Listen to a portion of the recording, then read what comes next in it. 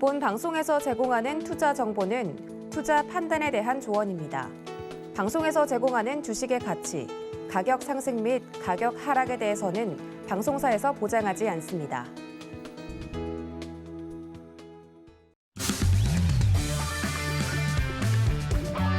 안녕하세요. 해외 시장 소식을 가장 빠르게 만나보는 시간, 해외 선물 신세계 리턴즈의 손자입니다. 네, 9월의 마지막 거래일 뉴욕 증시는 셧다운을 막아냈음에도 일제히 하락 마감했습니다. 다우지수와 S&P 500 지수는 1% 넘게 떨어졌고 나스닥은 0.4% 하락했는데요. 네, 특히 글로벌 공급망 우려가 커지면서 소매 업체들의 부진이 두드러졌습니다. 미국 10년물 금리는 1.55%까지 올랐다가 다시 1.5% 선으로 내려왔지만 인플레이션 우려가 지속되면서 금리 상승 압력은 지속되는 상황입니다. 네, 달러 인덱스는 소폭 내리면서 94.1을 기록했고 유가는 전력난을 겪고 있는 중국 수요가 증가할 것이라는 기대감에 소폭 오르면서 WTI가 75달러 선의 거래를 마쳤습니다. 네, 골드도 2%가량 상승하면서 1,757.5달러에 마감했는데요. 3대 지수 모두 9월 들어서 올해 가장 큰 하락폭을 보이면서 9월은 약세장이라는 월가의 속설을 실감케 했습니다. 네, 신세계 리턴즈와 함께 위기를 기회로 만드는 대응법 세워보시기 바라겠습니다. 네, 조금 전에 출발한 뉴욕 증시 3대 지수는 혼조세 보이고 있습니다. 네, 그리고 이번 주 일요일에도 역시 신세계 리턴즈의 선견 마스터님의 무료 온라인 강연회가 준비되어 있습니다. 네, 이번 주에는 경제 지표를 보는 눈을 길러주신다고 하니까요. 네, 참여 원하시는 분들은 샵 0082로 문자 보내주시면 되겠습니다. 네, 그리고 이 밖에 해외 선물과 관련해서 궁금한 사항들은 노란톡으로 보내주시면 시원하게 해결해드리고 있습니다. 샵 0082로 신세계라고 문자 보내주시거나 화면 하단으로 나가고 있는 QR코드, 핸드폰 카메라 켜서 스캔하시면 바로 입장하실 수 있는데요. 네, 이 노란톡으로 보내주신 질문 내용들은 저희가 방송 중에 실시간으로 마스터님과 함께 답변해보는 무엇이든 물어보세요 코너를 통해서 해결해 드리도록 하겠습니다. 네, 여러분의 참여로 만들어지는 코너인 만큼 지금부터 바로 질문 많이 남겨주시면 되겠습니다. 네, 그럼 본격적으로 오늘 해외 선물 신세계 리턴즈 시작해보도록 하겠습니다. 함께할 마스터는 누구일지 화면 통해서 확인해 보시죠.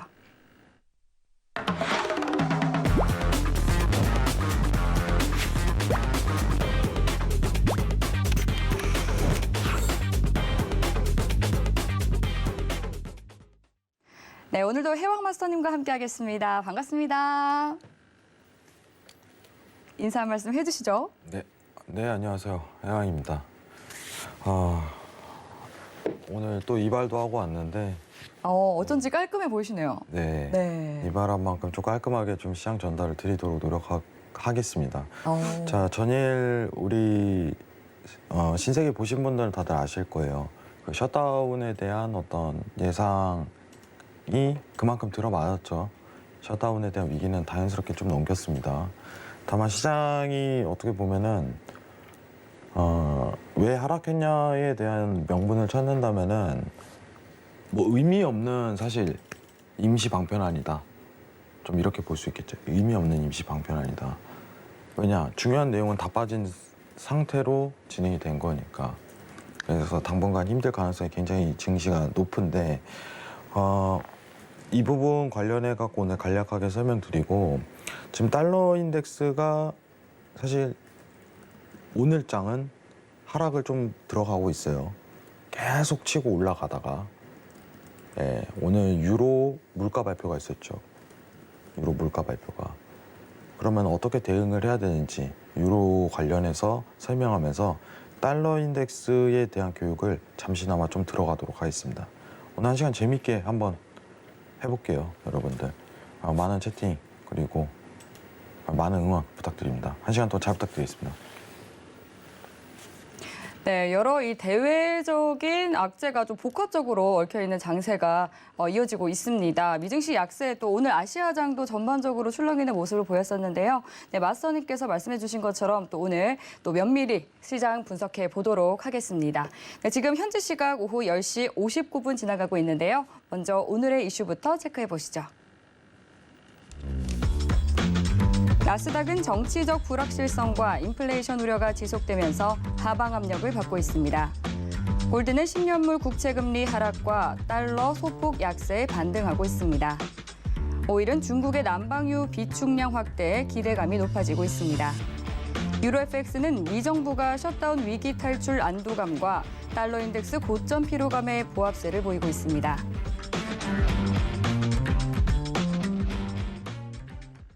네, 나스닥부터 유로 FX까지 주요 이슈 체크해봤습니다. 네, 그럼 이번에는 나스닥과 관련한 외신 기사 확인해 보겠습니다. 네, 오늘 가져온 외신 기사 제목은 September was a terrible month for stocks. Here's what you can expect in October이라는 제목입니다. 네, 뉴욕 증시 최악의 9월이었는데 이제 10월에는 어떤 것을 기대해 볼 수 있을까요?라는 제목입니다.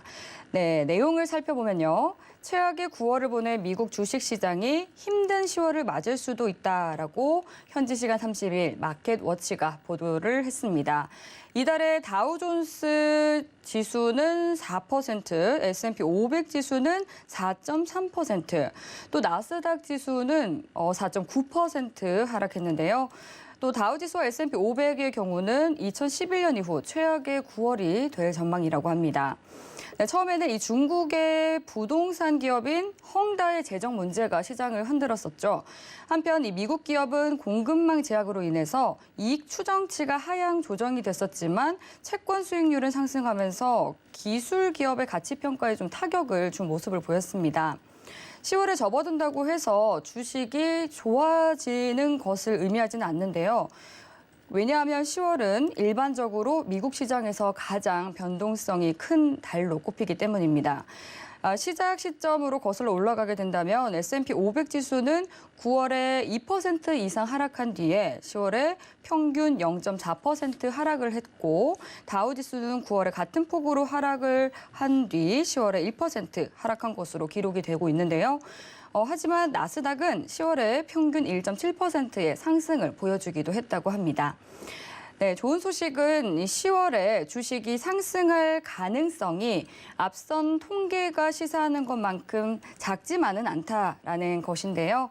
네, 이런 내용의 기사를 가져왔는데 지금 이 뉴욕 증시의 최악의 9월이다라는 좀 이런 기사들이 굉장히 외신 기사도 그렇고 좀 국내 언론에서도 많이 쏟아지고 있는 내용인데 좀 10월을 내다보는 기사도 역시 좀 긍정적인 기사는 많이 없는 모습이라서 좀 우려를 키우고 있는 그런 상황인 것 같습니다. 네, 보다 더 자세하게 맞선인과 함께 추후에 이야기 나눠보도록 하고요. 지금 현재 나스닥 시세 살펴보고 오겠습니다. 현재 나스닥은 0.3% 하락한 14,635포인트 지나고 있습니다. 네, 현재 나스닥 구간에서는 어떤 대응 전략 가져가야 할지 팻말 통해서 확인해 보겠습니다. 준비해 주시고요. 들어보겠습니다. 하나, 둘, 셋. 오늘은 매도 들어주셨네요. 네, 매도 대응이 날 것 같아요. 확실히 전일 차트에서 정확히 좀 드러난 만큼 시장에 대한 큰 변화가 도모되지는 않습니다. 여러분 지금 여러분들이 만약에 매수로 조정 반등을 보는 상황이 연출된다면은 어떤 제스처가 필요해요. 확실하게 합의에 대해 긍정적으로 접근하고 있다. 이런 멘트 하나에 의해서 바뀔 가능성이 높아요. 앞으로 시장이요. 자, 제가 계속적으로 여러분들 시청자분들에게 얘기 드리는 거는 일단은 지금 추세에 대한 채널 링 구성은 단순하게 매도로 들어가고 있어요. 그러면 매도 접근을 할 수 있는 단가는요, 14,680 레벨링 접근하면은 한 차례 매도 가능합니다.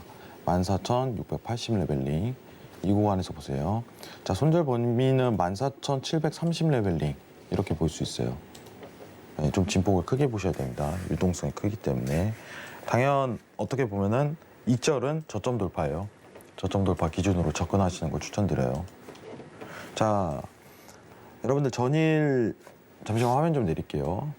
자, 전일 저희가 기억을 좀 해야 될 게 있어요. 예, 간단하게 좀 얘기를 보죠. 예, 오늘 오전부터 이제 국내 증시에서 얘기가 나왔죠. 네. 예, 저희 서울경제에서 미리 실시간으로 전일 얘기를 했었는데 네. 미 연방정부 셧다운 위기 넘겼다 이런 내용이 나오고 있습니다. 그죠? 어제 얘기를 다 드렸었죠.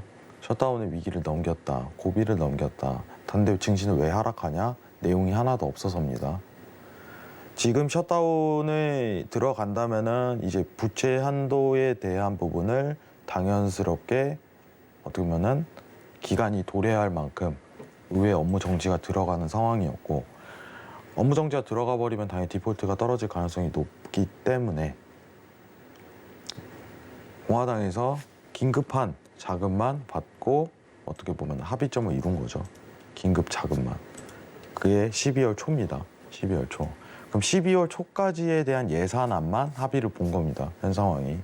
그렇기 때문에 전일 나왔던 내용이 약 2달간 좀 시장이 안 좋겠구나라고서 타임라인이 설정이 되는 거예요. 제가 여러분들한테 정확하게 딱 얘기 드릴게요. 주식을 하시려면 11월 중순이 제일 낫습니다. 중순부터. 11월 중순. 다시 좀 힘을 받을 수 있는 시기예요. 왜냐? 그때 가면은 공화당도 합의를 이끌 가능성이 높기 때문에. 공화당도. 어쩔 수가 없어요. 디폴트에 빠지니까. 그죠? 여태까지 그래왔기 때문에. 지금 연방정부의 셧다운은 일단 넘어간 상황, 그리고 어떤 매도세가 계속적으로 드러나는데, 다시 차트를 좀 보면서 설명을 드릴게요. 화면 좀 내리겠습니다. 자, 우리가 지금 나스닥 차트를 제가 조금 지금 기준을 삼는 게 네. 사실 작년 9월이라고 좀 얘기를 많이 드려요. 계속적으로 이 모멘텀을 좀 체크를 하셔야 되는데, 이때 어떤 일이 있었는지 여러분들한테 간단하게 설명만 드릴게요. 작년 9월입니다. 잠시만요. 네, 이때입니다. 지금 이 상황하고 거의 비슷하다고 보시면 돼요. 시황은. 지금 근데 이슈가 더 크긴 해요. 그때는 실업수당에 대한 내용이기 때문에 좀 다소 약했지만은 그래도 조정이 이만큼 내려왔습니다. 유동성은 이때보다 더 크게 하락을 내려갈 가능성이 굉장히 높아요. 네, 여기 보시면은 시청자분들이 좀 집중해야 될 게 이 구간이죠. 이 구간. 내려갔다 올라갔다 또 내려가죠. 어떤 사건이 있었나 기억을 좀 해보세요. 여러분들. 자, 실업수당이 1차 종료가 됐습니다. 여러분들. 1차가 종료되고 나서 합의를 그때까지 안 본 거예요. 자, 크리스마스 이전까지 어떤 합의에 대한 내용 자체가 안 나온다면 실업수당 완전 이제 없어지는 상황이었어요. 이때는 이제 유동성에 대한 시장이기 때문에 왜 하락하냐면 재정 정책에 대한 문제가 있었기 때문에. 근데 중요한 거는 민주당과 공화당의 합의, 이제 상원과 하원에 대한 어떤 결정 합의가 드러나야 되는 상황이었어요. 계속 마찰을 일으켰던 거죠. 근데 중요한 거는 말 한마디에 올라가요.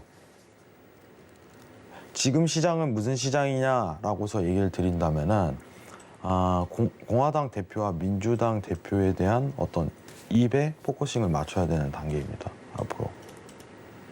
지금 어떤 구성이 안 나오죠. 그럼 매도 추세가 계속적으로 이어진다는 거고, 만약 주말 사이에 이런 내용이 나올 수 있어요. 펠로시 의원이 우리는 공화당의 의견을 적극적으로 검토한다. 긍정적으로 검토한다. 라는 내용이 나올 수 있죠. 안 그래요? 월요일날 반등 들어가요. 되게 긍정적인 시그널을 내보내기 때문에. 지금 증시 상황은요, 단순히 여당, 민주당과 공화당의 합의, 이 부분에 포커스를 맞추는 거예요. 근데 결국은 합의가 막바지 때 이루어진다는 거예요, 항상. 그럼 11월 중순부터 시장 반응이 들어갈 가능성이 높아요. 11월 중순 기억하시기 바랍니다.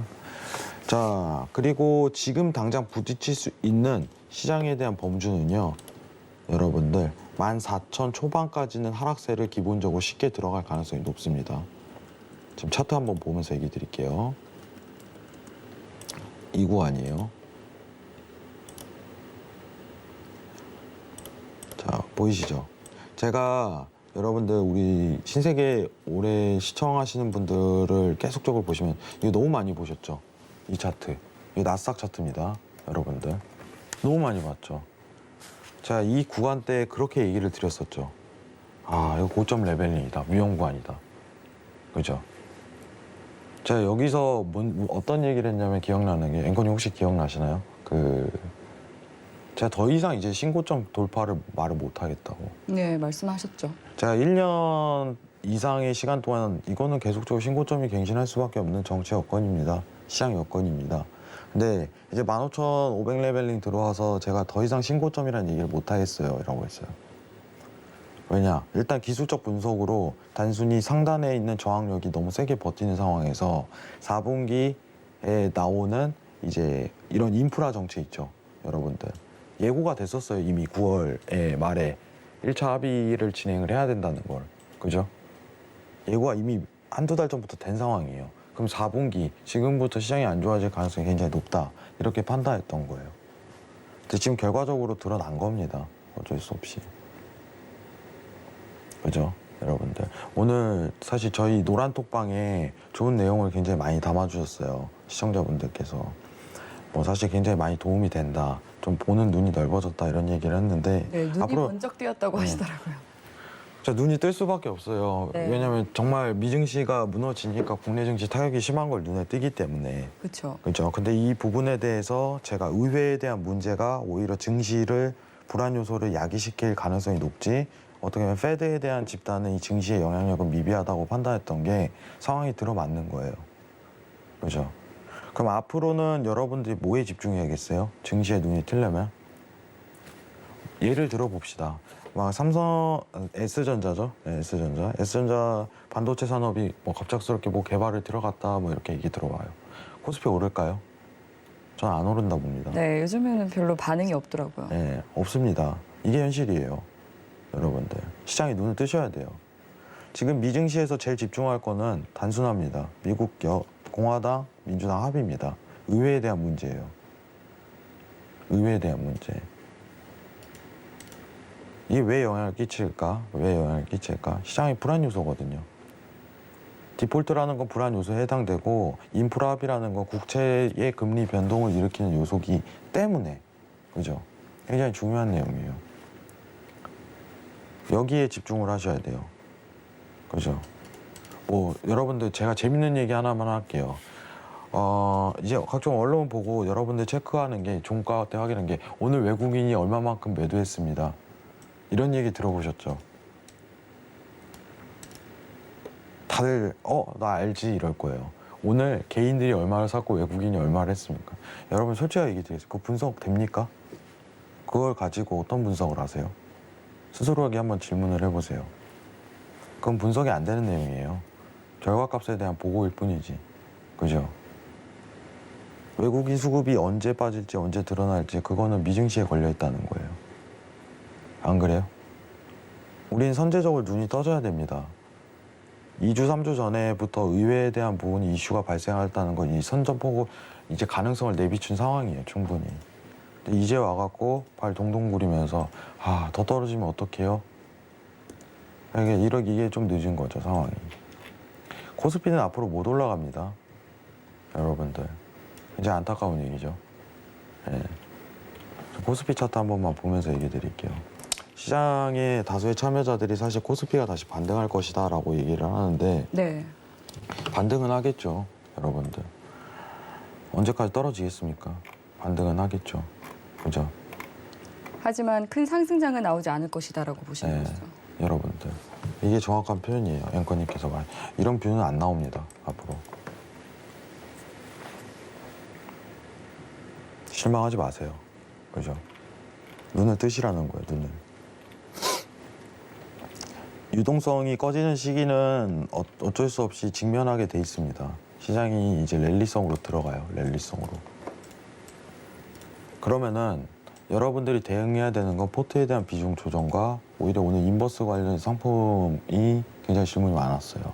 오늘 달러 먼저 얘기를 드려야 돼갖고 그런 상품군에 눈을 뜨시고 대응하시는 게 제일 좋아요.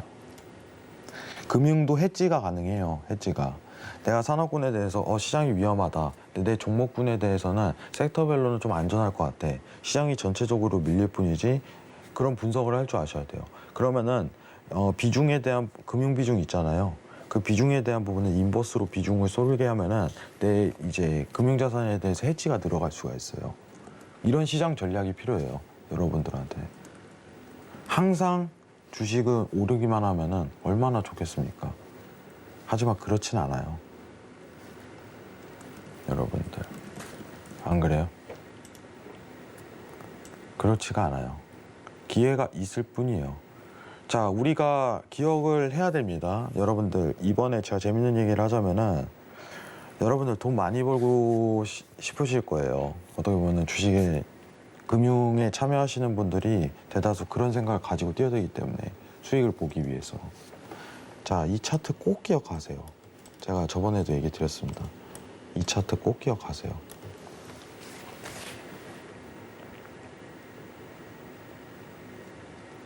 자, 지금 다 기억하셨나요? 이 차트 기억, 이거 10년, 이거 다음에 이 위기 오고 나서 다시 채권 매입 들어가면 이 차트 똑같이 나옵니다. 아시겠나요? 경험을 기억을 하시라는 거예요. 경험을. 이 경험을 기억하세요. 시장이 위기가 도래했을 때, 그리고 이제 중앙은행에서 이제 돈을 풀기 시작했을 때 마이너스 실질 금리가 들어가게 되는 상황은 장기성 랠리로 들어가요. 그때는 회복세에 들어가면서 주식이 먼저 선반영이 들어가기 때문에 상승 랠리를 탑니다. 이 차트를 기억하세요. 시장이 위기가 오고 나서 중앙은행에 대한 제스처 이후에 그 다음에 대한 대응 영역입니다. 아시겠죠? 기억하세요. 이런 상황은 또 옵니다. 지금 이런 장은 다시는 안 오겠지만 언젠간 온다는 거예요. 이때가 제일 어떻게 보면 수익이 크게 나는 시기입니다. 전체적으로. 사실 작년에 이제 많은 어떤 언론을 통해서 이제 주식에 참여하시는 인구가 엄청나게 늘었어요. 그래서 그만큼 수익을 맛보기 때문에 참여가 는 거죠. 근데 그만큼 꺼질 때는 다수의 참여자들이 많이 빠지기 마련인데 지금 눈치를 채시고 포트에 대한 비중 조절하시라고 그렇게 얘기를 드렸던 겁니다. 이 부분을 꼭 기억하시기 바랍니다. 네. 자, 그리고 달러 인덱스 차트 한번 보도록 하겠습니다. 오늘 간단하게 달러 인덱스에 대한 내용을 얘기를 드리도록 할게요. 네. 자, 여러분들, 좀 일단은 크게 좀 얘기를 하도록 하겠습니다. 여러분들, 자, 지금 팬데믹 이후의 달러 차트입니다. 이게 팬데믹 이후의 달러 차트 보이시죠? 근데 달러가 다시 강세가 나오고 있네요. 그죠? 자, 팬데믹 이후에 달러가 하락세로 유지가 돼요. 왜일까요? 왜? 왜라는 표현을 할게요. 왜일까요? 간단하게 얘기할게요. 달러를 찍어서 풀기 때문이에요. 아시겠나요? 달러를 찍어서 풀기 때문에. 달러 공급량이 늘리기 때문이에요. 근데 반대 통화인 유로도 찍어내잖아요. 팬데믹에서. 이런 얘기가 나올 수 있죠. 맞나요? 우리가 달러를 볼 때는 유로랑 유로존이랑 미국을 같이 보라고 했죠. ECB랑 FOMC를 같이 봐야 됩니다. 달러의 변화를 측정하기 위해서. 달러가 내려가는 이유는 ECB는 팬데믹 이전에 채권 매입을 하고 있었어요. 이미 풀고 있던 과정 중이었던 겁니다. 간단하게 하면. 아시겠나요? 쉽죠? 근데 페드는요, 팬데믹 터지고 찍어내기 시작한 거예요. 상대성이 다르다는 겁니다. 상대성. 달러의 변화 움직임은 ECB 통화 정책과 ECB와 FOMC의 상대성에 의해서 움직인다입니다. 여러분들. 자, 테이퍼링 시장이 반영되기 시작한 건 달러 차트로 보게 되면, 잠깐 화면 좀 내리겠습니다. 우리가 이제 시장이 어느 정도 회복됐다라고서 판단하고 달러 인덱스가 이제 반등이 들어갔는데, 달러 인덱스 차트로 보게 된다면은 테이퍼링이 시장 반영이 들어가는 시기는 이제 6월 이후다라고서 판단할 수 있습니다. 6월 이후다. 저점에 대한 평가가 들어간 겁니다. 지금 차트에 대한 파동은요, 이 랠리성으로 97달러까지 들어갈 가능성이 굉장히 높아요. 자, 반대 통화인 ECB는 지금 돈을 더 풀고 있고 달러는 누구나 테이퍼링 할 거라는 걸 알고 있기 때문에 시장 반영이 들어가고 있는 과정 중이다. 근데 6월부터 들어왔습니다. 정확히 6월. 자, 그러면은 테이퍼링은 시장에 반영이 들어간 건 6월이다라고 전제가 떨어지는데 지금 증시가 떨어지고 있죠. 언제부터? 한 2주 전부터죠. 그죠? 기억하시죠, 여러분들? 근데 지금 테이퍼링이 반영되고 있습니다. 이렇게 얘기할 수 있을까요? 결국은 무슨 뜻이냐? 미 증시에 테이퍼링 요소는 없다는 걸로 직결이 되는 겁니다. 아시겠죠? 달러는요, 통화 정책에 직결적으로 연결돼요. 달러는. 왜냐? 페드의 결정이니까요. 페드의 결정이니까. 시장 반영에 대한 위치상을 알 수 있어요. 자, 그러면은 FOMC는 지금 현 상황이 테이퍼링은 11월에 하겠다고 얘기가 나오고 있고 22는 뭐예요? 22는 돈을 풀겠다 이 주의로 계속 가는 겁니다. 시장 반영이 들어가면 달러가 다시 강세가 나오겠죠. 그러기 때문에 상대적인 평가를 하시라는 거예요. 상대적인 평가를. 어떻게 보면 중앙은행의 상대적인 평가를. 여러분들. 그러면은 지금 오늘 달러는 왜 떨어지나요? 라고서 얘기를 했을 때 오늘 무슨 발표가 있었죠? 유로존 물가 발표 있었죠. 3.4% 떴습니다. 그죠? 유로가 물가가 올라간다는 건 다시 테이퍼링에 대한 이슈가 불거질 수 있겠구나 하고서 시장 참여자들이 생각하는 거예요. 그러면은 오늘 지표 발표로 달러가 단기 조정이 들어간다라고서 판단하시는 겁니다. 아시겠나요? 굉장히 간단하죠. 자, 근데 결국은 22는 테이퍼링은 아직은 아니다라는 판단을 할 거예요. 그러면은 달러는 다시 강세에 들어가겠죠, 여러분들. 달러는 결국 다시 강세에 들어간다 이겁니다. 제한 범위는 어디까지 열려 있다고 얘기했어요? 제가 97달러입니다. 자, 지금 차트 보이시나요? 이 채널링을 그대로 유지할 겁니다. 다음 매수에 대한 지지 가능성이 높은 구간은 여러분들, 자, 다음 매수에 대한 지지 가능성이 높은 구간은 자 93.7, 93점 중순까지는 와야 돼요. 그러면 그때부터 유로 매도를 다시 볼 수 있어요. 유로 매도를. 지금 달러는요, 계속적으로 올라갈 수 있는 요소가 다분해요. 아직까지도. 이 상단 범위까지는 충분히 끌고 갈 거예요. 왜냐? 통화 정책이 일관적이잖아요. 일관적이다라는 표현을 하죠. 그럼 우리가 이 자리에서 봤으면 얼마나 좋을까요? 그죠? 제가 오늘 우리 노란톡에 그 전에 8월 말에 했었던 제가 영상을 보여드렸어요. 네. 어떻게 또 잘 찾으셨더라고요, 그 네네. 장면을. 왜냐면은 이 차트를 그대로 설명했어요. 네. 지금 보시는 저희 화면 있죠. 그렇죠. 지금 보시는 화면이요. 이랬어요. 그때 상황이 딱 여기까지였어요. 달러는 다시 강세를 갈 겁니다. 네. 그리고 갔습니다. 이렇게. 그죠? 상황이. 왜 이거를 예측할 수 있었냐? 1번은 페드는 테이퍼링을 어쩔 수 없이 할 것이다. 2번은 ECB는 어쩔 수 없이 못한다. 이게 확고 드러났기 때문에. 네. 그때도 경제에 대한- 똑같이 말씀해 주셨죠. 네, 경제에 대한 회복 속도가 아직까지 변한 게 없어요. 미국은 거의 확고합니다. 상황이 아직도. 그렇기 때문에 이 모멘텀 채널링은 아직까지 유지 중이라는 겁니다. 이때 했으면 수익 많이 봤겠죠. 사실. 수익 진짜 많이 봤을 거예요. 수익 진짜 많이 봤을 겁니다. 굉장히 좋았어요, 여러분들. 자, 결론을 좀 내어드릴게요. 달러 강세에 대한 어떤 시장에 대한 거는요, 결국 페드가 돈을 푸냐 줄이냐예요.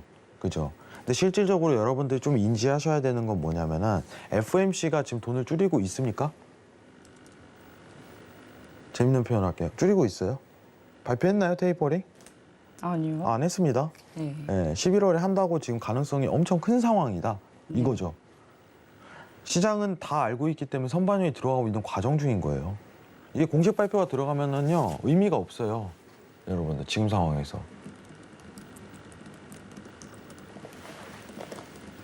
의미가 없어요. 지금 시장 반영 중이기 때문에. 이전에 지금 들어가고 있는데. 재밌는 얘기죠. 근데 원래 이 차트라는 게 이래요, 여러분들. 선반영이 들어가요, 선반영이. 근데 통화 정책은요, 읽기가 굉장히 쉬워요. 생각하시는 것보다. 한번 배우고 나면. 통화 정책은 예상이 돼요.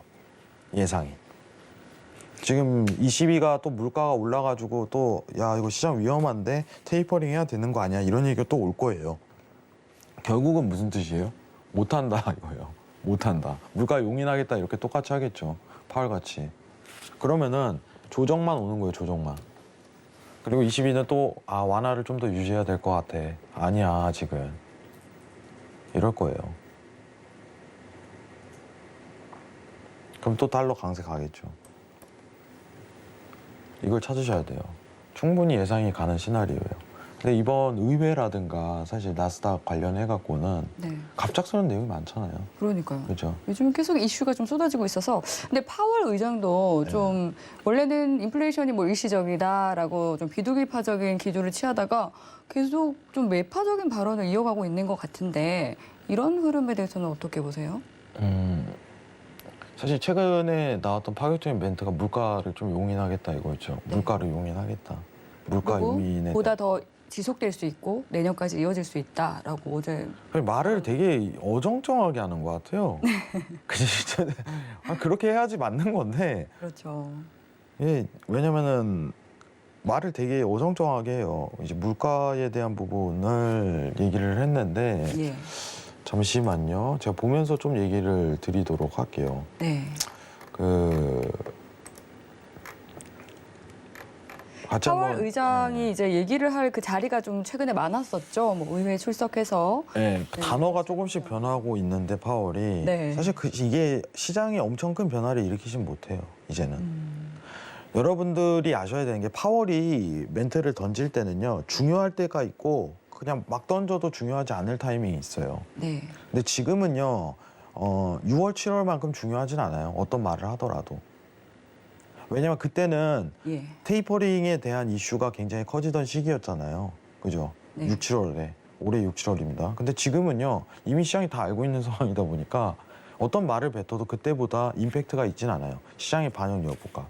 시장이 곤두세는 거는 페드에서 앞으로 이제 달러량을 줄이기 시작하는 계획을 잡고 있냐 네. 이거거든요. 9월에 잡냐 11월에 잡냐 뭐 이런 부분을 촉각을 내세우던 시기였기 때문에 근데 지금 거의 이제 어떻게 보면 다 맞춰졌죠. 상황이 퍼즐이 네. 다 맞춰진 상황이기 때문에 의미가 없어요. 어떤 멘트를 던지는 시장 예. 반영이. 대략적인 그림은 나왔기 때문에. 네. 그다음에 이제 그림 나오니까 이제 다음 시장이 예측하는 건 뭐예요? 금리 예측하잖아요. 예. 그죠? 금리 예측. 근데 그 금리 예측은요, 오히려 더 시장 달러에 대한 큰 변화를 가리키진 못해요. 굉장히 재밌는 얘기죠. 그죠? 금리를 좀 주시해야 한다라고 말씀해 주셨는데 오히려 이 금리가 달러에 큰 영향을 변화. 주지 예. 않는다고요? 우리 과거에 한번 네. 차트 보면서 조금 재밌는 얘기를 제가 보여드리도록 할게요. 네. 우리 달러 인덱스가 여러분들 금리 인상할 때 어떻게 변화를 하는지 좀 한번 보면 재밌을 거예요. 그죠? 달러 인덱스가. 궁금하네요. 네. 자, 이건 이제 주봉으로 봐야 되는데 여러분들 보시면은 이때가 지금 일봉입니다. 일봉으로 볼게요. 일봉으로 충분히 볼 수 있으니까 화면 좀 집중해 주세요. 자, 네모칸으로 볼게요. 자, 이때가 테이퍼링에 대한 어떤 이제 공식 발표 전이에요. 네. 장난 아니죠. 원회로 와우, 쫙 갑니다. 급등했네요. 네. 지금도 이런 요소예요. 사실. 근데 지금 약하죠. 네. 그죠? 확실히 약해요. 자, 근데 금리 인상 시기는요, 정확하게 1년 뒤에 들어갑니다. 1년 뒤에. 언제 들어가냐면은, 자, 이때가 금리 인상 시기예요. 지금 네모칸으로 볼게요. 이거 보이시죠? 그때는 오히려 박스권이네요. 네, 박스로 가요. 오히려. 박스로. 이때 미국 금리 인상 시기예요. 오히려 재미없는 달러에 대한 변화율을 측정이 된다는 거죠. 그렇군요. 왜냐하면 테이퍼링이라는 거는 현실적으로 봅시다. 우리 객관적으로 한번 볼게요. 금리 인상이 달러의 공급량과 수요량을 조절할까요? 앵커님? 한번 얘기해보죠. 테이퍼링하고 금리 인상이란 두 가지 통화 정책이 있습니다. 그러면은 테이퍼링은요. 네. 달러에 대한 공급량과 수요량을 조절하는 거죠. 네. 들찍어내는 거니까. 금리 인상은요? 아무런 것도 아니에요. 그렇죠. 네, 그냥 기준금리 인상인 거예요. 네네. 시장에 대한 어떤 그죠 유동성을 그냥 그죠. 기준인 것일 뿐이죠. 경제가 살아났으니까 이거 과도하게 이제 물가가 오르니까 유동성을 좀 억제해야겠어 하는 게 기준금리 인상이에요. 네. 여러분들 아시겠죠? 경제 배울 때 이거예요.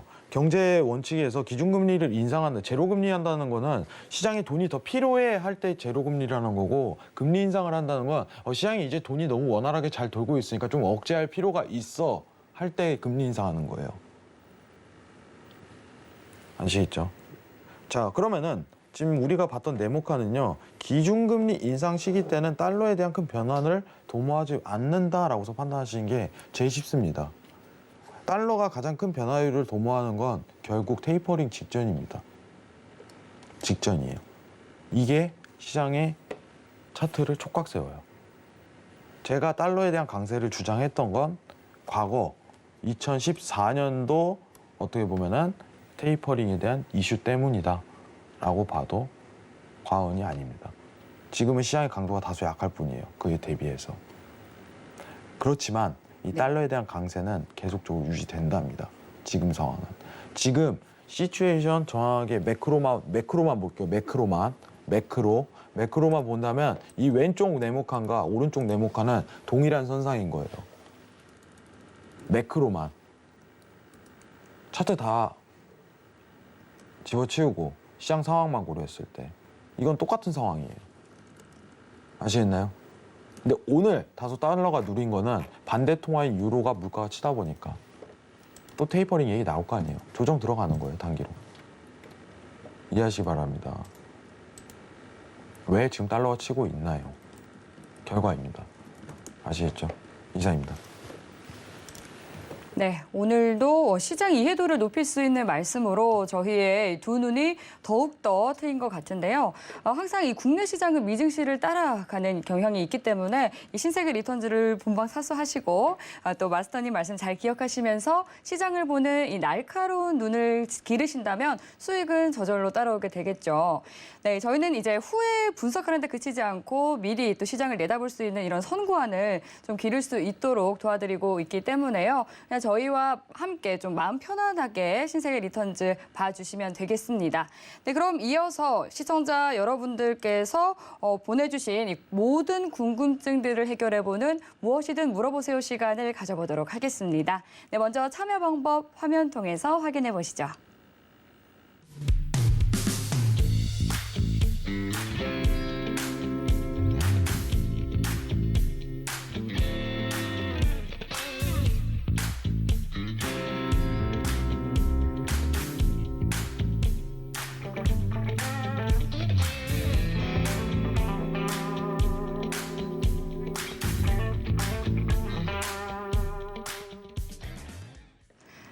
네, 요즘 또 최근에 이슈가 많다 보니까 질문들 많이 보내주셨는데요. 먼저 첫 번째 질문부터 만나보도록 하겠습니다. 상디님께서 보내주신 질문입니다. 인버스에 대해서 말씀해 주신다고 하셨는데 설명과 함께 진입을 해도 좋을지 봐주시면 감사하겠습니다. 이렇게 말씀해 주셨어요. 사실 그 인버스 차트를 제가 이게 하려고 했는데 이게 세팅이 안 돼 있어가지고 오늘 제가 차트를 못 켰어요. 네, 또 이제 국내 방송상. 주식을 하는 분들이 많다 보니까 워낙 왜냐면은, 인버스를 많이 문의 주시네요. 제가 D사 HTS를 쓰는데 네. D사가 안 깔려 있어가지고 예, 아쉽게도. 이게 글로벌 차트랑 이제 좀 달라요. HTS가. 그렇죠. 예. 그래서 제가 사실 이제 그 내일 성견님 강연 있잖아요. 네. 강의가 예. 성견님 무료 강연회가 있는데 여러분 출연하시나요? 아니요, 제가 어떻게 출연해요? 무료 강의 때 제가 요청을 한번 드려보는 게 나을 것 같다 이 생각이 있어가지고 네. 예, 지금 성견님 방송 보신지 모르겠는데 제가 생방 중에 황금 한번 요청해야 될 것 같은데 가볍게. 예, 너무 물어보시니까 예. 저도 한번 다음 주에 한번 하겠지만은 오히려 성견님이 사실 이제 국내 증시에서 제가 알기로는 성견님이 주식을 진짜 잘하시거든요. 예. 주식도 굉장히 잘하세요. 그래가지고 그분이 사실 많은 말을 안 하지만 그 경제과 출신이거든요. 그렇죠. 네, 경제과 저도 출신이에요. 들었습니다. 네. 경제학과 출신이시라고. 그래서 오히려 더 쉽게 가르쳐 주실 가능성이 높아요. 제가 한번 요청을 생방인데 좀 얘기해줘요. 성견님 부탁 좀 드리겠습니다. 네, 지금 거의 보시는 노란톡 있죠? 빼박이네요. 네, 노란톡 빼박. 있죠. 노란톡 한 번만 부탁드릴게요. 여기 들어오셔서 제가 좀 이따 요청을 한번 해야겠습니다. 이거 코드 번호가 있는 걸로 알고 있는데 네, 1515 입력하시면 바로 입장하실 수 있습니다. 제가 요청을 여기서도 한 번 더 드리겠습니다. 네, 끝나고 한 번 드릴게요. 내일 한번 꼭 참여하시기 바랍니다. 이상입니다. 네, 바로 이어서 그럼 다음 질문으로 넘어가 보도록 하겠습니다. 조막소님께서 보내주신 질문이고요. 헝다 사태로 인해서 증시가 무너지게 된다면 그 파장이 리먼 사태와 비교했을 때 규모가 어느 정도라고 보시는지요? 하고 질문 주셨는데 조막수님 제가 알기로는 굉장히 참여율이 높으신 분이신데 네. 해왕 마스터님께 좀 혼나실 것 같은데. 아니요, 아닙니다. 근데 아닌가요? 저번에 좀 대답을 드린 부분이긴 한데 리먼 사태와 비교하지 말라고 말씀하셔서. 이거 다시 보기를 좀 보여드려야 될 것 같은데 일단 답변을 드리겠습니다. 예, 증시가 일단 안 무너집니다. 안 네, 무너져요. 그렇죠. 일단 무너졌으면 벌써 반응 왔어야 돼요. 네네. 지금 일전에 이제 빅테크 규제랑 이제 사교육 규제할 때 이제 A5 주식이 많이 무너졌는데 자 지금 중국 A50을 같이 보면서 좀 얘기 드릴게요. 자 중국 증시가 어느 정도 떨어졌었냐면은 유동성 지금 보이시죠, 여러분들? 이게 일봉 차트인데 많이 내려왔네요. 예, 20년도부터 우리 유동성을 올렸잖아요. 예. 이게 다 깎았어요 지금 그 정도예요. 사실- 쉽게 이야기하면은 코스피로 분석을 하면은 네. 코스피가 2,000까지 갔다라고 생각하시는 게 편해요. 중국은 아, 아시겠죠? 네. 근데 이때 빅테크 규제할 때부터 시장 반응 크게 들어왔는데 여러분들 무슨 뜻이냐? 헝다 관련해서도 증시에는 영향 요소가 없다고 판단이 들어갑니다. 저는. 자 그리고 리먼과 비교가 불가한 거는 뭐냐면은 리먼 사태는 정확하게 얘기하면은 외부 조건에 의해서 드러난 거예요. 이제 금융에 대한 밸런스가 리먼이 파산하면서 모든 연계가 들어가 있기 때문에 은행권이 연쇄 파산이 들어간 거고. 자 이번에 헝다 사태는 누가 주도한 걸까요? 누가 주도하에 지금 헝다 사태가 들어간 건가요? 시진핑이 주도했다는 말도 있던데. 아니 중국 정부죠. 주도 뭐 당연해요. 이건 결과로 나왔고 중국 정부의 부동산 규제 들어왔기 때문에. 그렇죠. 이건 외부에 어떻게 보면 그거보다 당연스럽게 헝다가 무너질 걸 뻔히 보인 거예요. 네. 상황이. 굉장히 네. 큰 그룹이다 보니까. 그죠. 그리고 지금 중국 내 이제 헝다 관련 내 부채가요. 네. 지금 위안화가 대다수예요. 예. 무슨 뜻이냐? 중국 내에서 해결이 가능하다는 겁니다. 중국 내에서. 네. 그렇기 때문에 금융시장에 대한 위기는 저는 안 온다고 보고 있습니다. 미미하다라고 보시죠. 100%는 없어요. 네, 근데 저는 95%? 99%안 온다고 보고 있습니다. 네. 네, 큰 걱정 안 하셔도 됩니다. 이상입니다. 네, 오늘 마스터님께서도 노란톡에 저는 그 남겨주신 한 문장이 굉장히 인상적이었거든요. 금융에는 정답이 없습니다. 정답에 가깝게 행동해야 합니다라고 남겨주셨었는데 그 문장이 굉장히 인상적이더라고요. 제가 근데 재밌는 얘기를 오늘 금요일이니까 한번 하자면요. 네. 금융시장 머리가 엄청 똑똑한 사람들은 살아남기 힘들어요. 네, 왜 오히려. 그럴까요? 정답이 없어서요.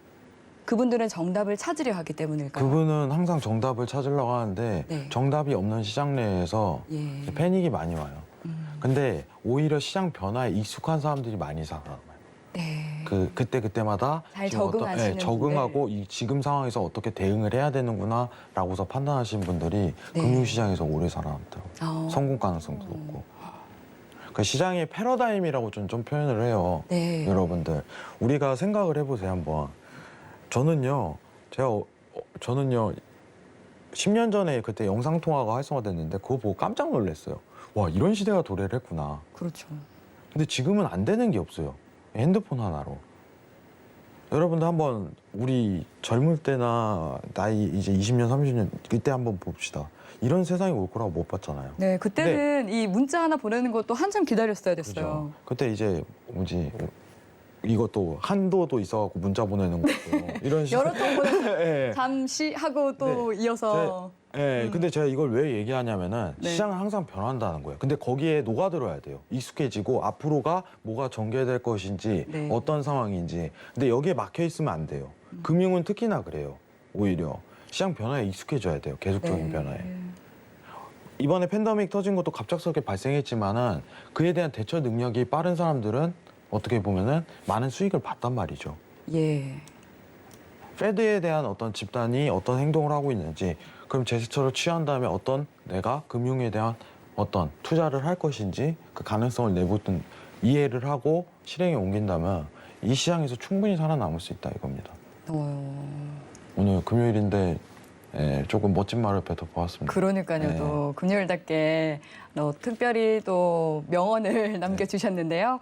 이제 여러분께서 또 이 보시는 시청자분들께서 섣불리 예측하시거나 또 아니면은 또 한 발 늦어서 또 이 계좌를 보시면은 또 속상하는 일이 없도록 신세계 리턴즈에서는 좀 한 발 앞서서 대응할 수 있도록 네, 도와드리고 있으니까요. 계속 함께 해주시면 되겠고 바로 이어서 또 다음 질문 만나보도록 하겠습니다. 송성희 님께서 보내주신 질문입니다.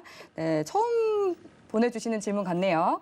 네, 농산물의 가격이 횡보 중인데 앞으로의 방향성 어떻게 예상하시나요? 이렇게 질문 주셨어요. 아, 우리 옥수수 한번 볼까요? 이거 옥수수 은근히 거래하시는 분들 많더라고요. 네. 네, 일단은 곡물 관심 있는 분들도 꽤 계시고요. 이게 여러분 옥수수 뭐예요? 옥수수? 옥수수가 뭐냐고요? 네. 옥수수가 옥수수죠. 아, 그렇죠. 이게 기본적인 대답입니다. 재화잖아요. 네.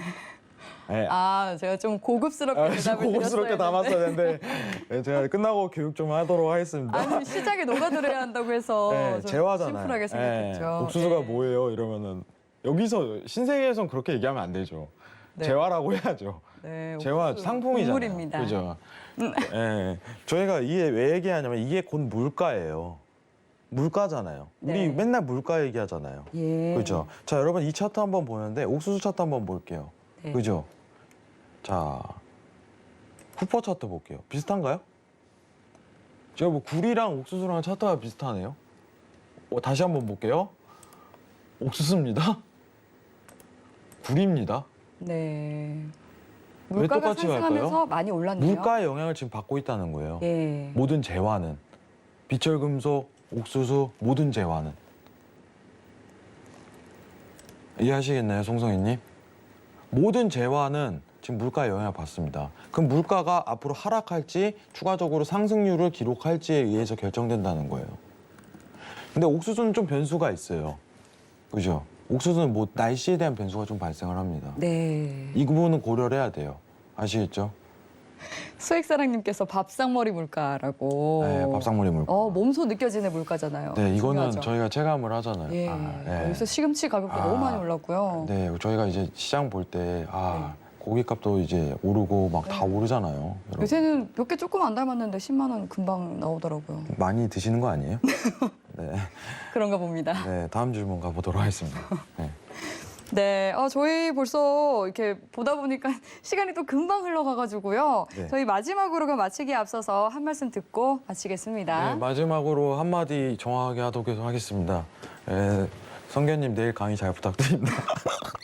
내일 오늘 질문 제가 오늘 좀 어떻게 보면 차트 때문에 못했는데 성견님 지금 어리둥절하실 거예요. 네, 제가 끝나고 여기 밑에 계시는 노란 톡방에 좀 요청 좀 드리도록 하겠습니다. 자, 오늘 한 주 동안 고생 많으셨습니다. 월요일 날 또 우리 그 대체휴일이죠. 그렇죠. 대체휴일이다 보니까 신세계 하루 쉬는데 뭐 미국장은 그대로 움직입니다. 여러분들. 증시가 항상 좋을 수는 없어요. 여러분들한테 많은 상품, 많은 어떻게 보면 정확한 사실적인 부분을 잘 전달해서 시장이 잘 녹아들 수 있도록 항상 노력하겠습니다. 여기 신세계에 나오시는 패널분들, 성견님, 골도치님 그리고 저 포함해갖고 굉장히 많은 노력을 하고 있어요. 여러분들에게 정말 알찬 정보를 드리기 위해서 그리고 수익으로 드리기 위해서 항상 노력하도록 하겠습니다. 저도 이상- 포함해 주세요. 네, 앵커님 포함입니다. 이상입니다. 네, 마스터님께서 말씀해 주신 것처럼 또 성견 마스터님께서 이번 주 주말도 반납하시고 무료 온라인 강연 준비해 주시고 있습니다. 네, 이번 주 무료 온라인 강연에서는 또 여러분들께서 많이 궁금해하시는 이 경제지표 보는 법과 함께 또 오늘 말씀해 드린 것처럼 또 인버스에 대해서도 짚어드릴 예정이니까요. 네, 이번 주 주말도 함께해 주시기 바라겠습니다. 참여 방법은 샵 0082로 문자 보내주시면 상세히 알려드리고 있고요. 또 이 밖에 해외 선물과 관련해서 궁금증 있으시면 노란 톡으로 보내주시면 됩니다. 샵 0082로 신세계라고 문자 보내주시거나 화면 하단으로 나가고 있는 QR코드 핸드폰 카메라 켜서 스캔해 주시면 되겠습니다. 네, 참고로 본 방송에서 제공하는 정보는 투자 판단에 대한 조언일 뿐 해당 상품의 가치나 수익률을 보장하지 않습니다. 서울경제TV는 자본시장 통합법을 준수합니다. 1:1 투자 상담과 유사 수신행위 등 모든 불법 사항을 엄중히 금지합니다. 네, 오늘 저희가 준비한 내용은 여기까지입니다. 오늘도 늦은 시간까지 함께해 주신 여러분 고맙습니다.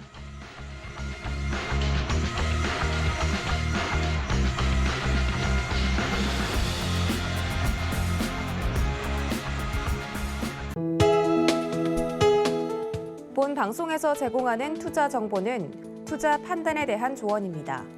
방송에서 제공하는 주식의 가치, 가격 상승 및 가격 하락에 대해서는 방송사에서 보장하지 않습니다.